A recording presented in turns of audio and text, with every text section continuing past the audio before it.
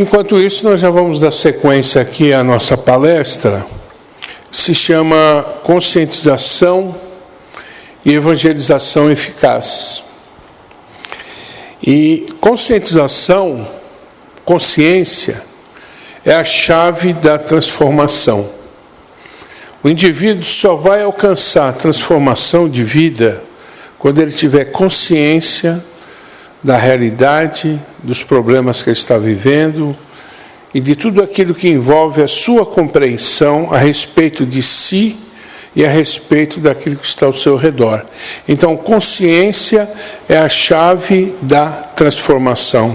Então, se você quiser ver alguém ser transformado, é necessário trabalhar a sua consciência, trabalhar a sua conscientização. E nós vamos abordar aqui o texto bíblico baseado no profeta Jonas.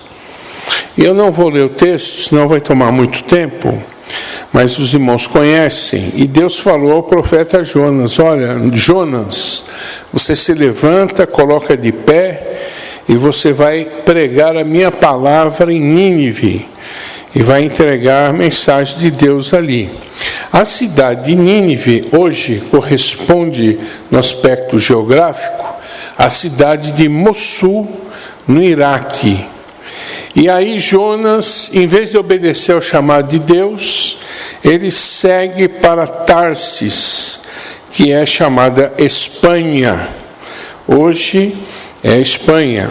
Então, seu comportamento se caracteriza de um crente carnal, devido à sua rebeldia e desobediência à vontade de Deus.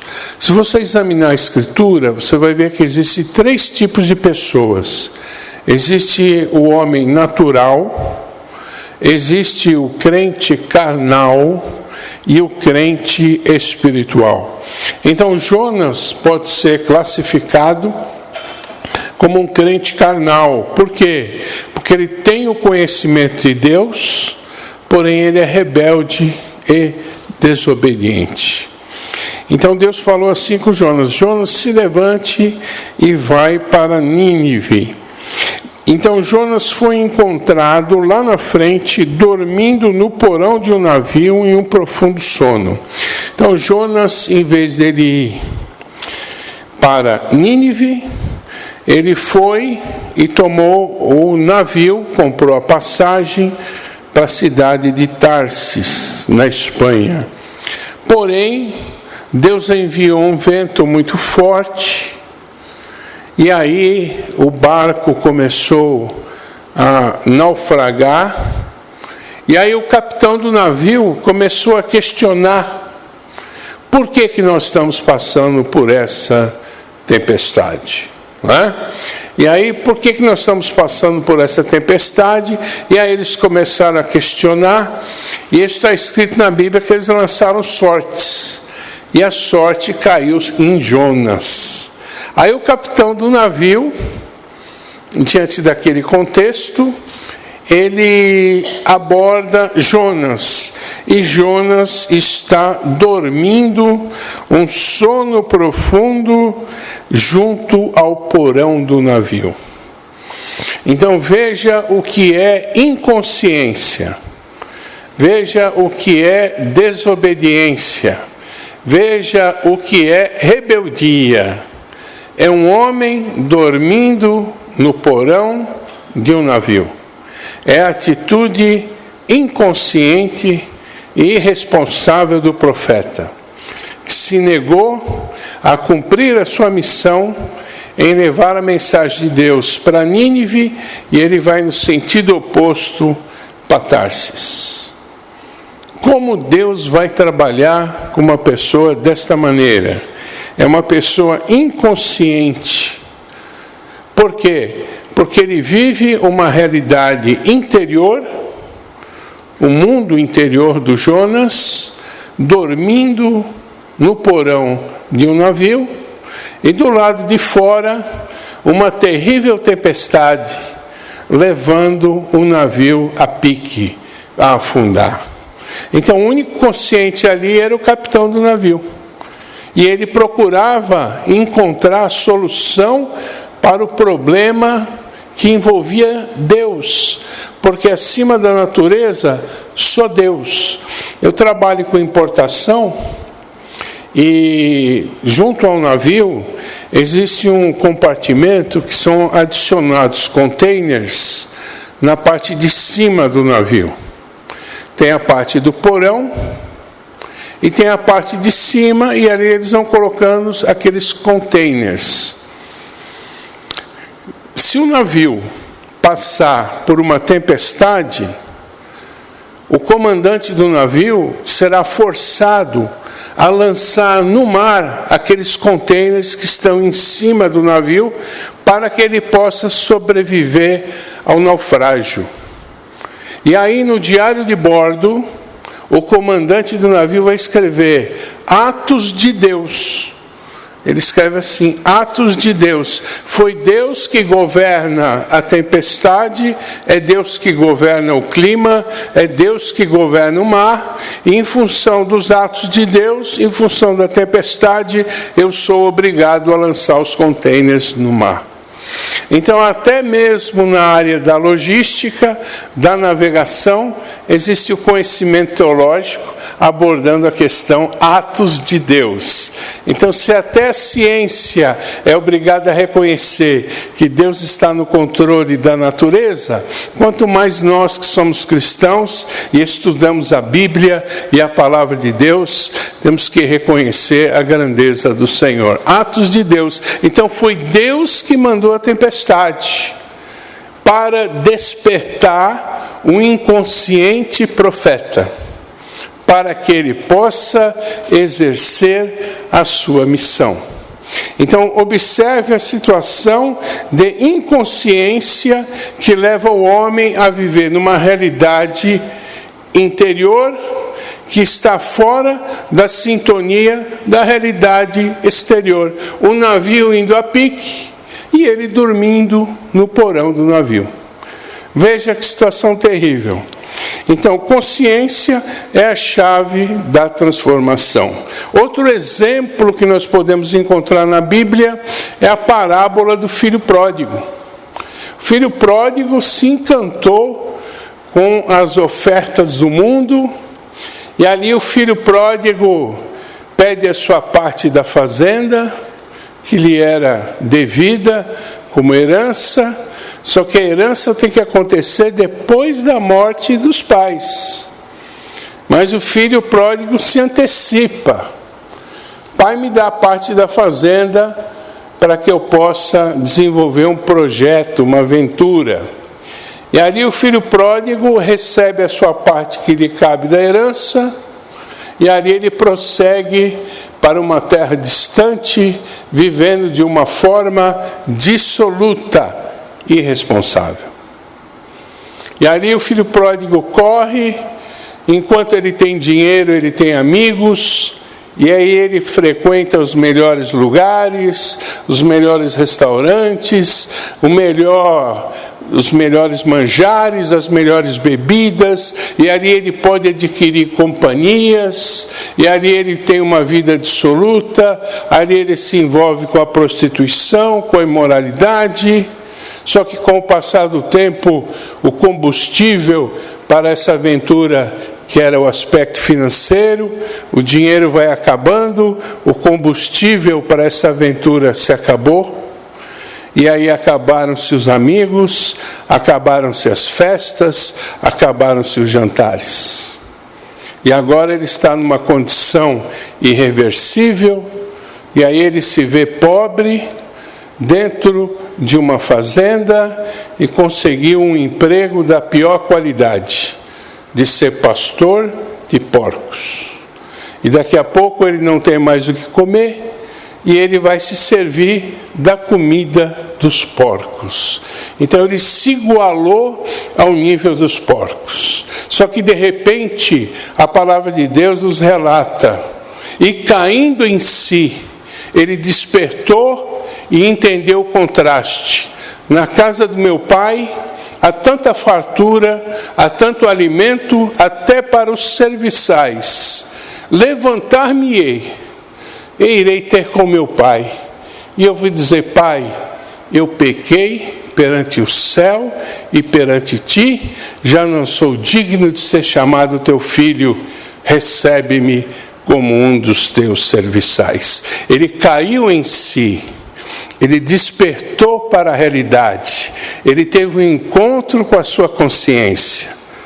E é o que aconteceu com o filho pródigo. Ele abre os seus olhos e agora ele enxerga a realidade. Agora a sua realidade interior está em sintonia com o exterior. Agora ele passa a ser consciente e ele inicia uma marcha de retorno, uma marcha de um retrocesso, uma guinada, uma mudada de direção. Como diz o filósofo Platão, ele descobre o caminho da redenção, quando o homem muda de direção e aí ele retorna vindo em direção à casa do Pai. Então ele cai em si, ele desperta para a realidade que existe. Da mesma forma, nós podemos encontrar outros textos da Escritura, como, por exemplo, o rico e o Lázaro. Está escrito que o rico vivia de uma forma maravilhosa, ele usava os melhores vestidos, as melhores roupas, ele vivia regaladamente, como relata a Escritura. Mas o pobre Lázaro, ele era lambido pelos cães. Os cães lambiam as suas feridas. E ninguém dava nada por aquele mendigo miserável. Mas chegou o dia de partir. E aí o rico morreu e o Lázaro foi levado pelos anjos ao seio de Abraão. E ali o rico abre os seus olhos. Levantando os seus olhos, ele vê Lázaro numa comunhão profunda, no seio de Abraão, que também significa o paraíso, e ali naquela comunhão profunda, o rico desperta. O rico passa a ser consciente da sua realidade interna, em sintonia com a externa. Só que o rico despertou tarde demais. O rico despertou dentro do Hades, que é a antessala do inferno. Abrindo seus olhos, ele acorda para essa realidade. Então, da mesma forma como Jonas estava dormindo, o sono da irresponsabilidade, o sono da inconsciência, o sono da rebeldia, assim também o rico foi despertar dentro do Hades, e também os 2 discípulos de Emaús, quando eles caminhavam, estavam indo para Emaús, e eles não tinham consciência do que o Messias deveria padecer, e o Messias deveria se tornar o Salvador do mundo. E aí Jesus vai conversando com eles, e quando Jesus parte o pão, os seus olhos se abrem, e aí eles tomam consciência do plano que Deus tinha em enviar Jesus para sofrer, como relata Isaías 53, que ele tomou sobre si as nossas enfermidades, que o castigo que nos traz a paz estava sobre ele, que pelas suas pisaduras nós fomos sarados. Então, naquele momento, os 2 discípulos despertam, porque Jesus cumpriu a sua missão e ressuscitou, e quando Jesus parte o pão, eles abrem os olhos e despertam, e aí Jesus sumiu. Esse estado de inconsciência é estar de olhos fechados para uma realidade exterior. E da mesma forma, nós queremos despertar a igreja para que ela possa entender como crerão se não há quem pregue. Então é nesse momento que Deus está chamando a nossa atenção para que nós possamos abrir os nossos olhos, para que nós possamos despertar para uma realidade exterior de um mundo que está apodrecendo no pecado. E nós temos a mensagem, nós temos a graça, nós temos a unção, nós temos a direção, nós temos o plano de Deus em nossas vidas que pode se estender àqueles que estão perecendo. Como crerão se não há quem pregue? Então é necessário que a igreja se desperte. É necessário que a igreja acorde. Da mesma forma como Jonas estava dormindo no porão do navio, muitos crentes estão dormindo dentro da igreja e não têm consciência de uma realidade exterior onde as almas estão se perdendo. E nós podemos fazer uma comparação aqui. A queda do homem no jardim do Éden. Romanos 3, 23. Porque todos pecaram e destituídos estão da glória de Deus. Podemos ilustrar essa tragédia espiritual a figura da obra de Hollywood que se chama o Titanic. Todo mundo assistiu o Titanic. Eu fiquei impressionado com o poder de comunicação que Hollywood tem. Você vai à China, as pessoas assistem o Titanic. Você vai ao Oriente Médio, ao Líbano, as pessoas assistem o filme Titanic. Você vai à América do Norte, América Central, América do Sul, a África, o mundo tem consciência de um produto global, que é um filme de Hollywood chamado Titanic, que ilustra uma tragédia, que é o navio que afundou.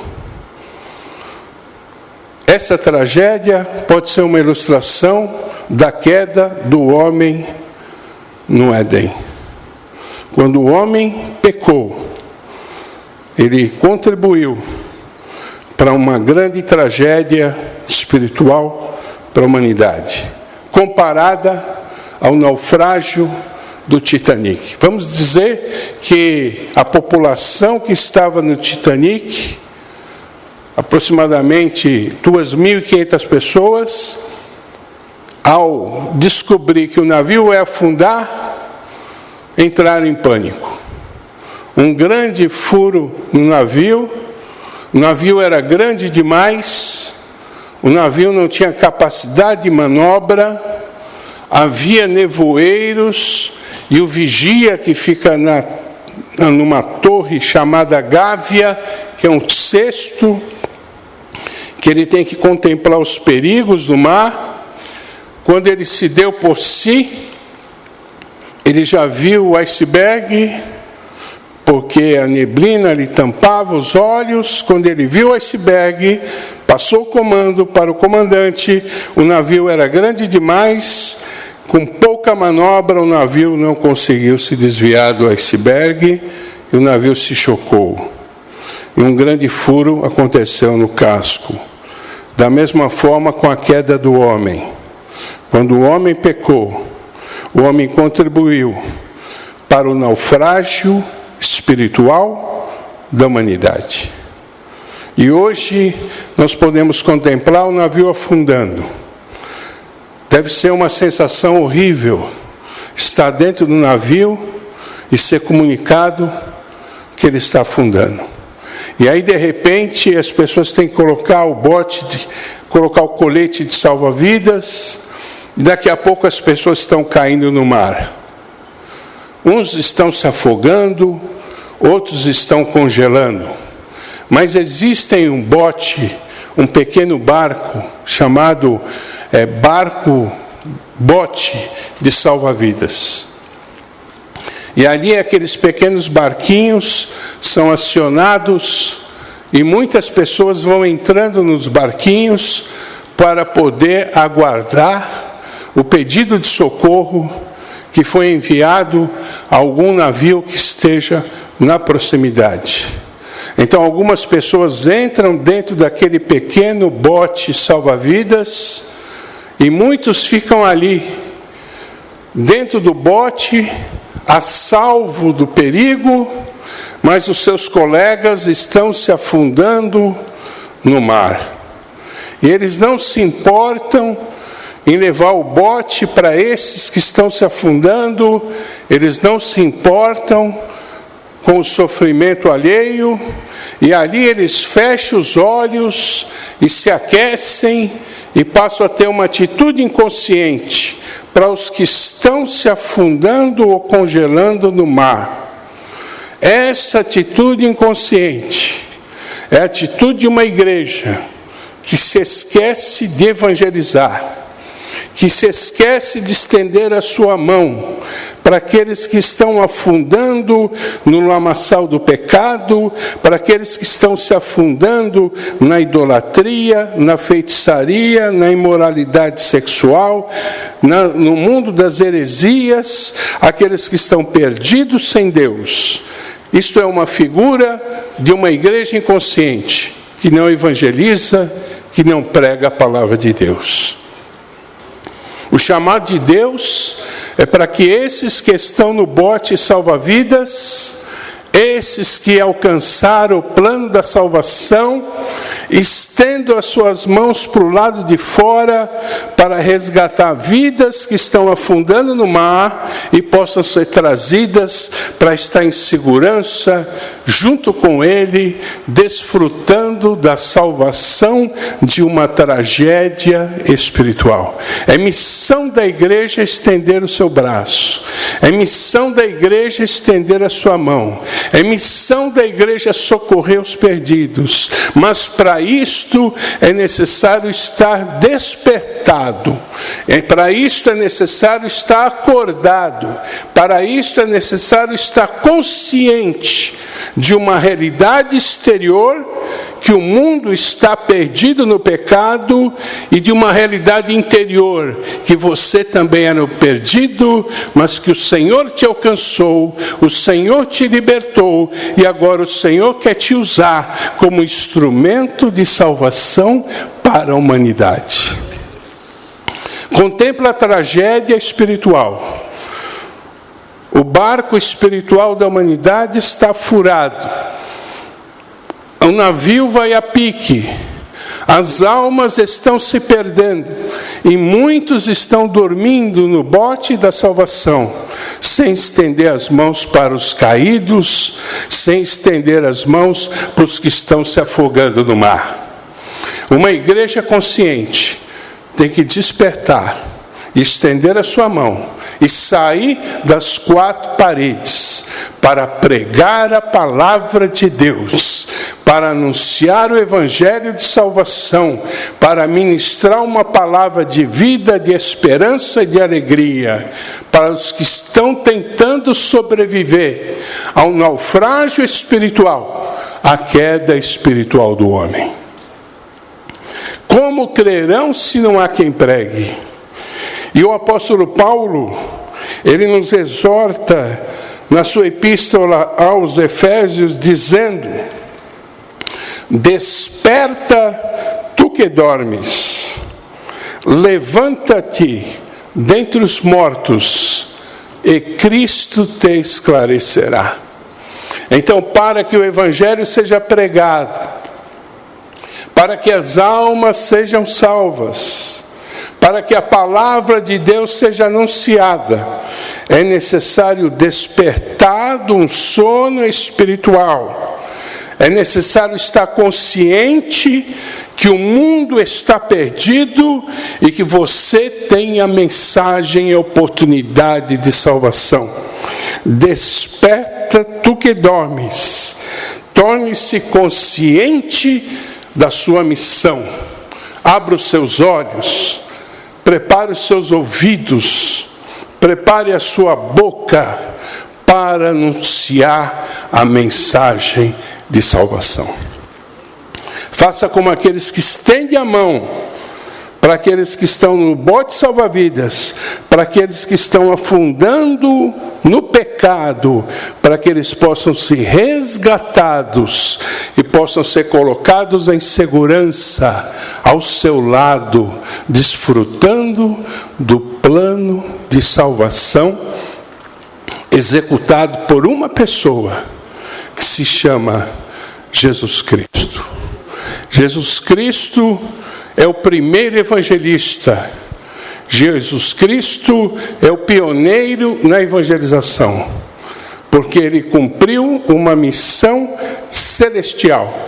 Ele saiu do céu, dirigiu-se à terra para resgatar almas perdidas, fruto de uma tragédia espiritual ocasionada pelo pecado do homem. Porque todos pecaram e destituídos estão da glória de Deus. Então é necessário estar consciente, é necessário despertar, acordar, abrir os seus olhos para uma realidade que está acontecendo do lado de fora e que você tem a resposta de Deus. É necessário despertar. E isto digo, conhecendo o tempo, que já é hora de despertarmos do sono, porque a nossa salvação está agora mais perto de nós do que quando aceitamos a fé. Romanos 13, 11. Então é hora de despertar do sono. O Jonas, que somos nós, quando nos negamos de anunciar a palavra, devemos despertar no fundo do navio, no porão de uma igreja, e devemos nos colocar em pé para anunciar a palavra. Paulo exorta a Timóteo: por este motivo, te lembro que despertes o dom de Deus que existe em ti, pela imposição das minhas mãos. 2 Timóteo 1,6. Paulo está dizendo: Timóteo, desperte o dom que há em ti. Esse dom, carisma, palavra grega, comparado a uma chama, uma fogueira, que ele precisa manter acesa, com oração, consagração e santificação, para a obra da evangelização. Então Paulo está dizendo: desperte o dom que é em ti.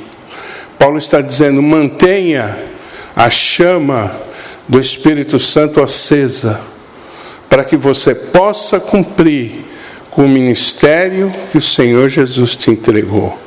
Então, manter essa chama acesa é como acender uma lareira. Os irmãos, aqui nós temos um país tropical, nós normalmente não temos lareira, mas nos estados do sul, onde há mais frio, existe lareira. E para você acender uma lareira, não é fácil. Você tem que comprar lenha, você tem que pegar um pedacinho de jornal, e você tem que iniciar aquele fogo, e até o fogo absorver a lenha, vai um tempo, e depois você tem que alimentar a lareira com mais lenha, para fazer com que o fogo permaneça aceso. Da mesma forma, a nossa vida espiritual, nós temos que regar com oração, nós temos que regar com jejum, nós temos que regar com consagração, nós temos que regar com santificação, para que esta chama da lareira espiritual continue acesa e o Evangelho possa ser propagado por onde quer que passemos. Se essa chama não estiver acesa, nós não conseguiremos pregar a palavra de Deus. Então você tem que se empenhar em manter a lareira acesa. Você tem que jogar mais lenha. E a lenha é a palavra de Deus. Nós temos que ler a palavra. Nós temos que nos alimentarmos da palavra, porque ela é o nosso alimento, ela é a nossa instrução, ela é a nossa motivação para o crescimento espiritual. Manter a lareira acesa. Paulo diz a Timóteo: mas tu, sê sóbrio em tudo, sofre aflições, faz a obra do evangelista, cumpre o teu ministério. 2 Timóteo 4, 4 e 5. Então o chamado de Deus é para fazer a obra de evangelização. Faze a obra de um evangelista. Paulo não está questionando aqui o nível ministerial de Timóteo, se ele é pastor, se ele é presbítero, se ele é diácono ou se ele é um evangelista. Mas Paulo está dizendo a ele: faze a obra de um evangelista. Saia por aí, anunciando a palavra de Deus, tocando campainhas,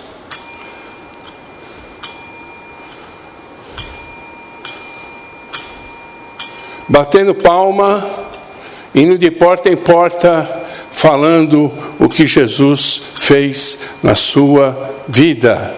Toque campainhas, bata palmas, visite as casas, anuncie o evangelho, prega a palavra, desperta o dom que há em ti, deixa a chama do Espírito te mover, te impulsionar, para que em amor você possa anunciar a palavra de Deus. Então, desperta tu que dormes. Efésios 5,14. Levanta-te dentre os mortos. O chamado de Deus é sempre para levantar. Está escrito que o cair é do homem, mas o levantar é de Deus.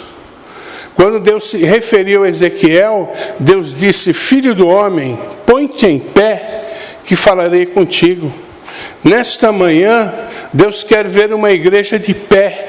Deus quer que a igreja esteja em sinal de prontidão, de obediência ao chamado de Deus.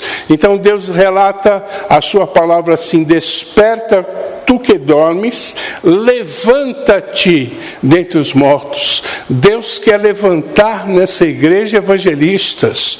Deus quer levantar nessa igreja missionários. Deus quer levantar nesta igreja pregadores da palavra de Deus. É Deus que levanta, é Deus que desperta, é Deus que move as águas para que nós possamos caminhar e podermos ganhar e restaurar e resgatar almas que estão sem Deus, almas perdidas, almas que têm sede do Evangelho, sede da palavra de Deus.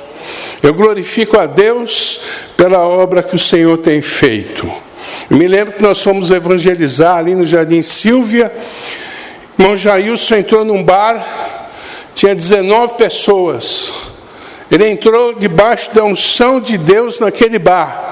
E quando ele começou a falar, parou a sinuca, parou a cerveja, 19 pessoas se voltaram para o Jailson para ouvir a mensagem de Deus dentro de um bar, para a glória do Senhor.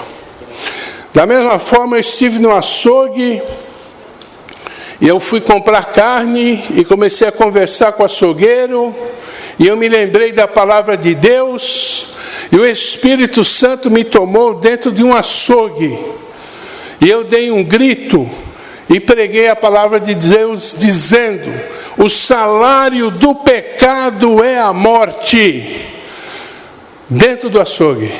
Aí um outro respondeu: e o dom gratuito de Deus é vida eterna por Cristo Jesus. Tinha um dos açougueiros, que era do Madureira, evangelista, não estava congregando, mas a palavra de Deus trouxe um despertamento dentro do açougue. Então Deus quer raiar sua luz dentro do açougue.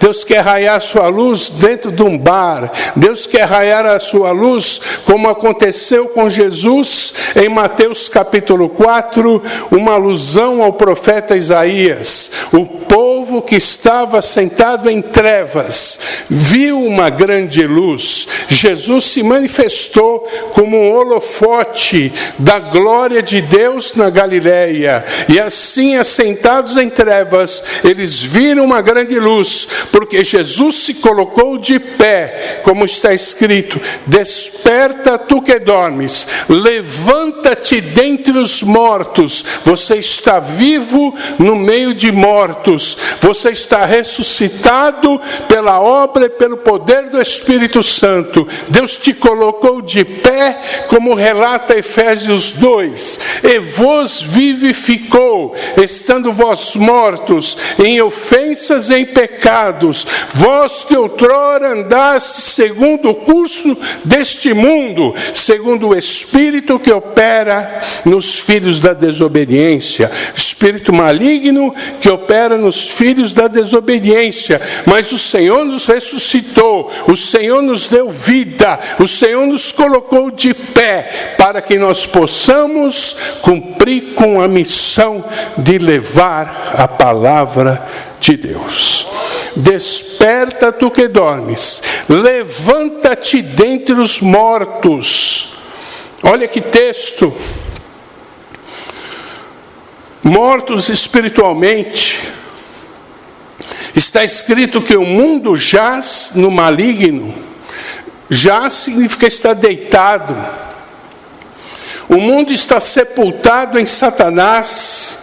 O mundo está morto espiritualmente, e um morto não se alimenta, um morto não ouve, um morto não fala, um morto não caminha, um morto não glorifica a Deus, um morto não adora a Deus, um morto não lê a Bíblia, um morto não se serve da água da vida e nem do pão da vida que é Jesus. Desperta tu que dormes, levanta-te dentre os mortos, e Cristo te esclarecerá.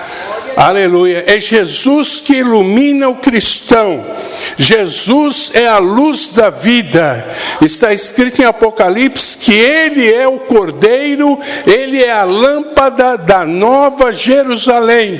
E Ele vai iluminar a cidade.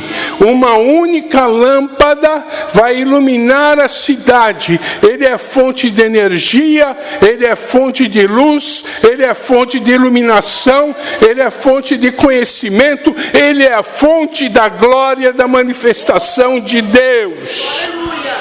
E Cristo te esclarecerá, porque Ele é a luz da vida. Jesus disse: eu sou a luz do mundo, aquele que me segue não andará em trevas, mas terá a luz da vida.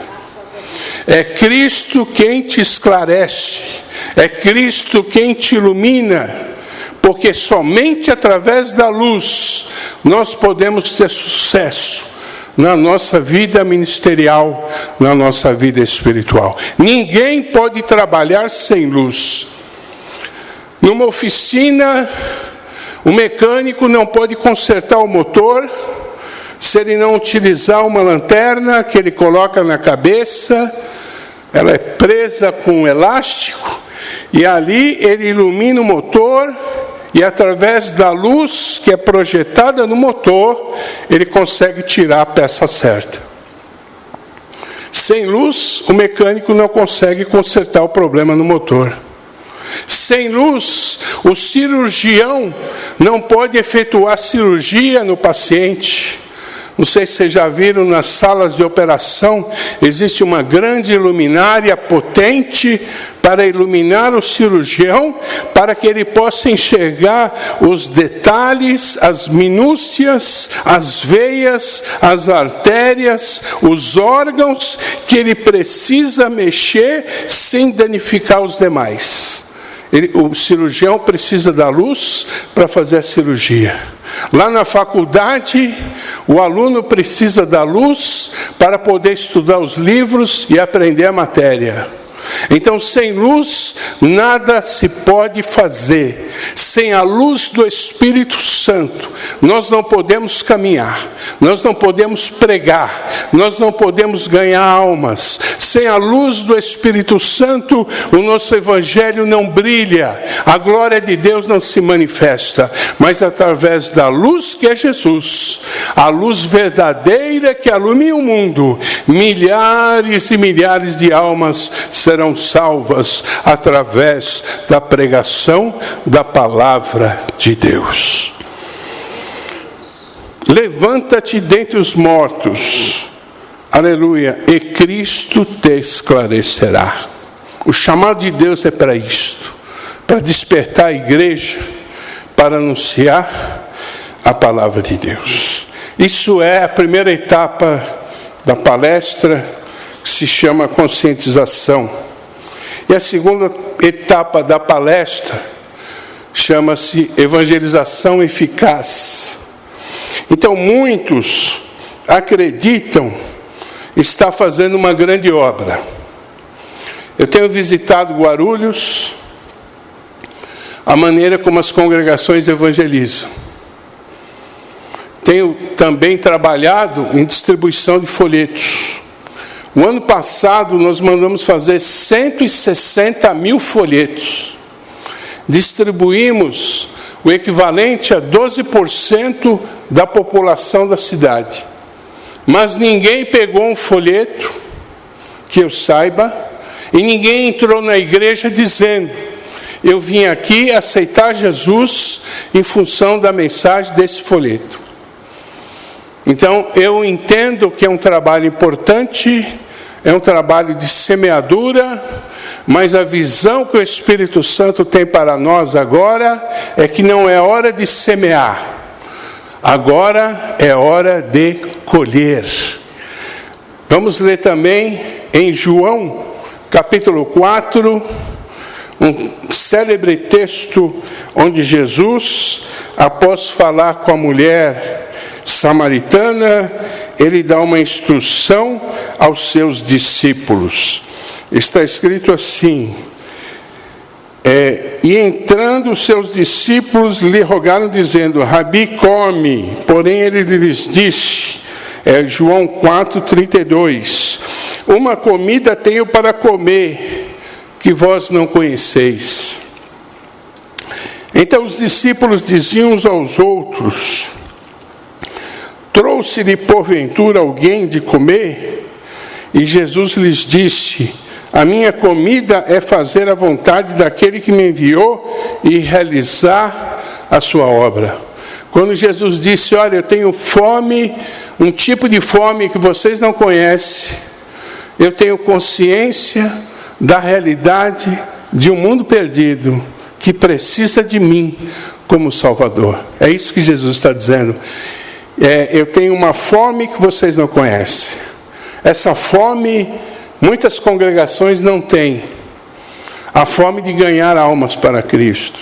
A fome de anunciar o Evangelho. A fome de ver vidas chorando aos pés de Jesus, recebendo Jesus como Salvador. Muitos não têm essa fome, nem os discípulos conheciam essa fome. Mas nós temos que ter essa fome, esse desejo, esse prazer, essa felicidade em poder servir ao Senhor, ganhando almas. Não dizeis vós que ainda há 4 meses para que venha a ceifa? Jesus está dizendo: olha, vocês não estão falando que a colheita na lavoura é daqui a 4 meses?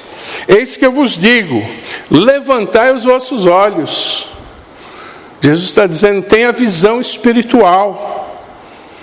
Levantai os vossos olhos, vede as terras. Olha aí o seu público-alvo, as pessoas que já estão brancas para a ceifa. Então agora é hora de colher almas, agora não é hora mais de semear. Jesus está dizendo isso para nós.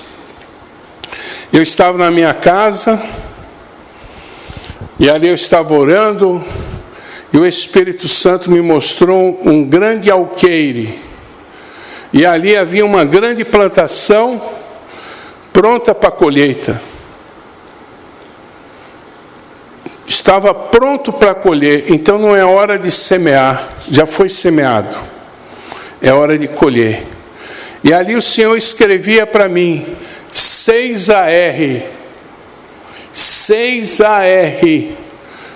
E aí eu fui entender o que o Espírito Santo está dizendo. Eu entendi que são as 6 regionais.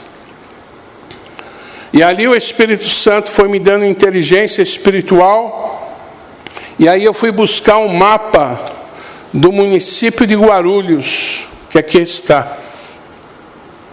Eu fui buscar esse mapa, aí eu peguei a listagem com a secretaria da igreja sede, onde consta todas as congregações de todas as 7 regionais, a 7ª em Minas, de 1 a 6 é Guarulhos, e aí eu comecei a alocar no mapa, ponto por ponto, cada congregação, formando cada regional. E ali o Espírito Santo foi me dando entendimento, e aí eu comecei a criar uma linha entre uma congregação e outra, mediana. Uma linha entre outra congregação e outra. Aí eu formei distritos. Então eu formei 103 distritos ao redor de cada congregação. E aí eu comecei a pensar, se cada dirigente do campo, se os líderes e vice-líderes dos departamentos de missões de cada congregação se mobilizarem para evangelizar o seu distrito, nós vamos atingir uma cidade com a palavra de Deus. Mas para isto é necessário 103 homens estarem despertos, acordados, para um segundo tipo de ministério.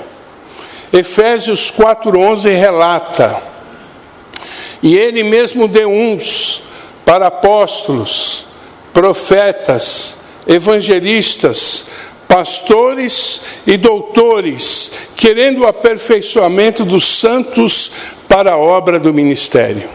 Então hoje, o nosso ministério está voltado para o ministério pastoral. Nós temos 103 pastores de altíssima qualidade. São homens, são heróis, que carregam a bandeira do Evangelho e a bandeira da nossa denominação em cada um desses pontos espalhados do município de Guarulhos. Eles exercem o ministério pastoral, mas existe um outro ministério que se chama ministério evangelístico. Então nós temos que ter os olhos voltados não só para o ministério pastoral, também não só para o ministério do ensino, que são os doutores, que também é a escola dominical e o culto de doutrina, mas nós temos que ter os olhos voltados para outro tipo de ministério que está fora das 4 paredes, aonde os pecadores estão pedindo para que você estenda a sua mão a eles e entregue a mensagem de salvação.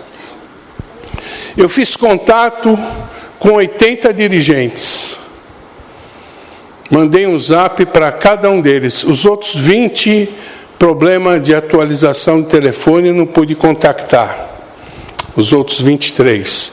Mas eu convidei 80 dirigentes, líderes, vice-líderes e pessoas interessadas em evangelização para participar dessa conferência. Meu trabalho do Jailson foi realizado. Dependemos da disposição, dependemos do despertamento de todos nós, para que possamos cumprir com essa ordenança de pregar o Evangelho a toda a criatura. Isso começa por nós, do Departamento de Missões, nosso diretor, irmão Jailson, eu também que ajudo, Nós temos que estar despertados para aquecer esta lareira espiritual em cada congregação, para que a chama do Espírito Santo possa tomar posse de Guarulhos. Nós não queremos ganhar uma nem duas almas, queremos ganhar 1.300.000 pessoas para Jesus. Mas para isso eu preciso do apoio de 103 dirigentes, 103 líderes, 103 vice-líderes e todos aqueles que quiserem fazer a obra de Deus. Para ganhar almas, nós precisamos de um projeto. Para ter um projeto, nós precisamos de uma meta. Sem meta, não existe projeto. E aí nós criamos uma meta. 3 almas, cada congregação deve ganhar por mês para Jesus. Não é difícil. Não é difícil. Agora, se você analisar o trabalho que tem sido feito, distribuição de folheto, colocando folheto na caixinha do correio, culto ao ar livre em algumas praças pequenininhas. Se você pedir um relatório para os dirigentes, quantas almas aceitaram Jesus? Quantas almas foram discipuladas? Quantas almas foram batizadas? Quantas almas vieram se assentar em uma das cadeiras da nossa igreja? Você vai ver que o resultado é quase nulo. Então agora não é hora de plantar, agora é hora de colher. Como que eu faço para colher? Eu vou ter que ir de porta em porta. Como está escrito em Atos, vamos ler Atos 5:42. Eu vou ter que ir de porta em porta, anunciar a palavra de Deus, visitando lares, batendo palmas e pregando o Evangelho em nome de Jesus. Então nós estamos trabalhando dessa maneira e Deus tem nos dado graça. Atos 5:42. E todos os dias, no templo e nas casas, não cessavam de ensinar e de anunciar a Jesus Cristo. Então os apóstolos iam em todas as casas pregar a palavra de Deus. Também em Lucas, capítulo 10, Jesus envia os 70. E ali os 70 têm que ir às demais cidades ao redor. Caminhando pelas cidades, eles vão fazer o quê? Eles vão tocar a campainha, eles vão achar uma casa, e se aquela porta se abrir, se houver um filho da paz, a paz do Senhor vai descer sobre aquele lar, e vocês vão ser recepcionados ali dentro, e vocês vão ficar ali comendo daquilo que for colocado diante de vocês, e também não andeis de casa em casa.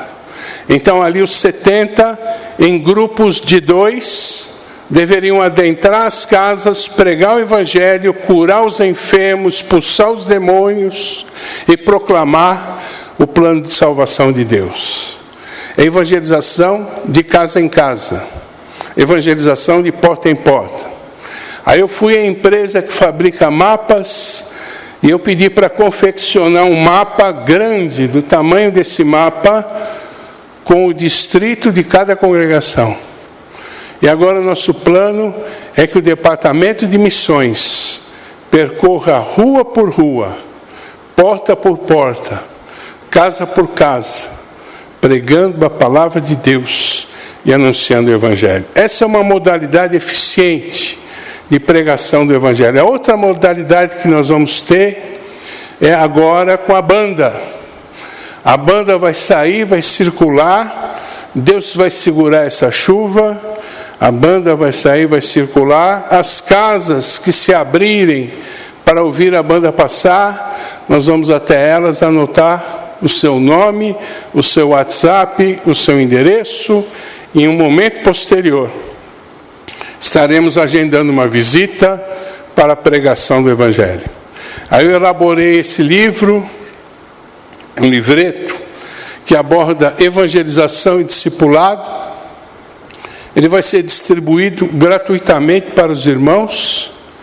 para que os irmãos possam ter acesso a 12 passos para abordar um lar, 6 mensagens de calçada, mensagem de 5 minutos, onde o púlpito é na calçada, e ali você tem um versículo, um comentário e faz um apelo para ver se é possível orar.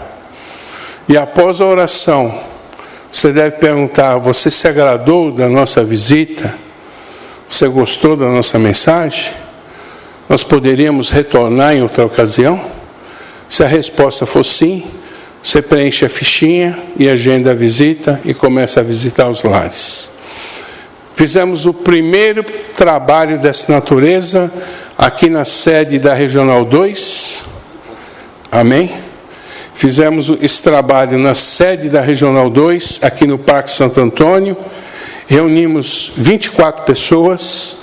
Em 1 hora e 10 minutos, levantamos 11 fichas. 11 lares se dispuseram a receber as visitas para pregar o Evangelho. Então agora é hora de colher. Agora é hora de evangelizar, discipular, batizar e trazer essas vidas para que venham se assentar em nossos bancos, congregar conosco e glorificar o nome do Senhor. Nós não precisamos viver apenas distribuindo folhetos. Nós temos que conquistar almas, trazer vidas de A a Z, salvas, libertas, batizadas, para que se cumpra a palavra de Deus. E de por todo o mundo, pregar o Evangelho a toda criatura.